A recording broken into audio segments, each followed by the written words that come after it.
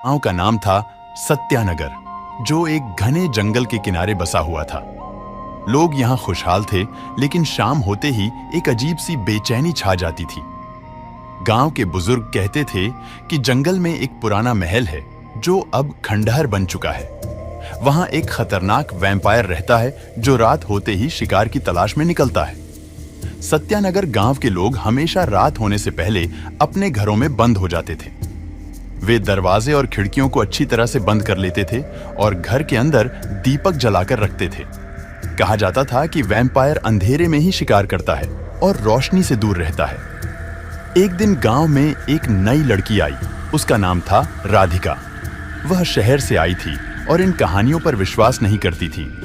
वह गांव में अपने दादी के पास रहने आई थी, जो गांव के सबसे बुजुर्ग लोगों में से एक थी। राधिका को जंगल की ओर जाने का बहुत शौक था और उसने अपनी दादी की सभी चेतावनियों को नजरअंदाज कर दिया। एक शाम राधिका जंगल की ओर निकल पड़ी। उसने देखा कि जंगल में वाकई बहुत सन्नाटा था। अचानक उसे एक अजीब सी आवाज सुनाई दी। वह आवाज किसी जानवर की तरह थी, लेकिन कुछ अलग थी। राधिका ने सोचा कि वह जंगली जानवर है और उसने ध्यान नहीं दिया।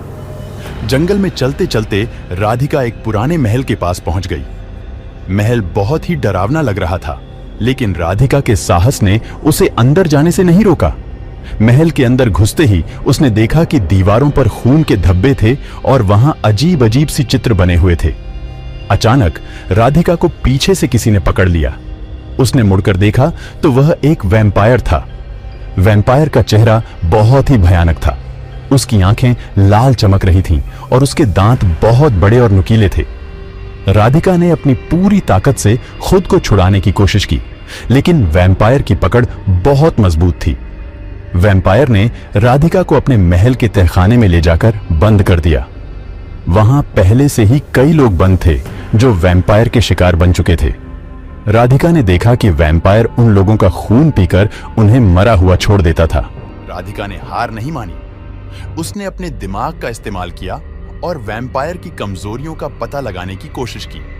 उसने देखा कि वैम्पायर रोशनी से दूर रहता था और उसे लहसुन से भी नफरत थी।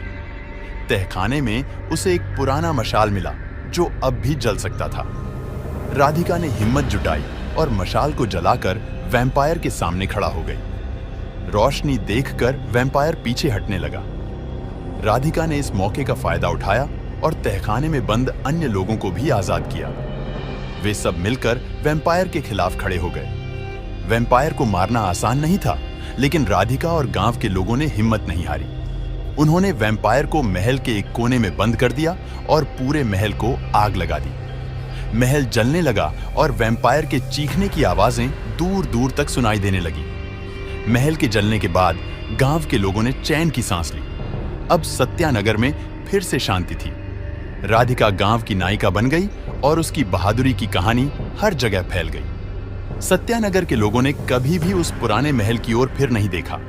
वे जानते थे कि वैम्पायर का अंत हो चुका है, लेकिन उन्होंने यह भी सीखा कि कभी भी अंधविश्वास को नजरअंदाज नहीं करना चाहिए। राधिका की बहादुरी ने उन्हें एक नई दिशा दी और वे हमेशा उसकी कृतज्ञता के साथ जीने लगे।